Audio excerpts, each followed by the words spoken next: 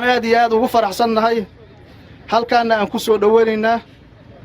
ciidankii ugu soo horreeyey ciidanka AMISOM ee loogu talagalay amniga caasimadda Dhuusamareeb inuu ka qayb noqdo waxaan leenahay soo dhawaada Djibouti oo hiil walaal ah inaysan diidanayn adinkana gurigiinni baa timaadeen kalsooni ku jooga kalsooni ku soo toosa waajibkiina shaqada ku guta taan waxay idin hayaan kalgacaltooyo walaaltinimo waanad ka aragteen waana ka arki doontaan haddii Ilaahay ilaado muddada aad joogtaan ku soo dhawaada galmudug ku soo dhawaada magaalo madaxda Dhuusamareeb mar walba ciidamada AMISOM iyo ciidamada reer Djibouti gaar ahaan aad meel looga baahan yahay oo inay yimaadaan wax badan deegaankan iyo dadkan ay uga xiran tahay ay ahayd waxaan dareensanahay inay joogitaanka halkan ay joogaan ciidamadaas inay magaalada iyo deegaanka u soo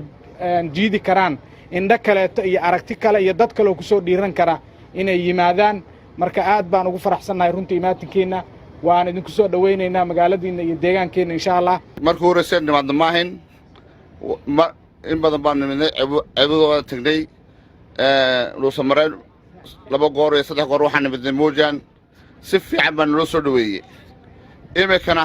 maanta si fiican baan noo soo dhaweeyay dadka reer galmudug iyo dadka reer Djibouti xiriir fiican baa ka dhaxeeya heshiiskan waa heshiiskii Djibouti lagu soo saxay si loo implementin lahaa waan ka qayb gal doonaa wixina la weydiisto hadday tahay qabanqaabada shirka iyo hadday tahay la-shabaab dagaalka la-shabaab diyaar baan u nahay annaga matalayna ciidanka xoogga dalka Soomaaliya gaar ahaan qaybta 12aad aad baan ugu faraxsanahay waxaan ognahay shaqooyinka ka soo qabteen ciidamada hiil walaal Hiiraan iyo siday u taageereen ciidamada xoogga dalka Soomaaliya iyo dadka shacabkaaba annaguna intii oo kale aan rajaynayna inay nala qaban doonaan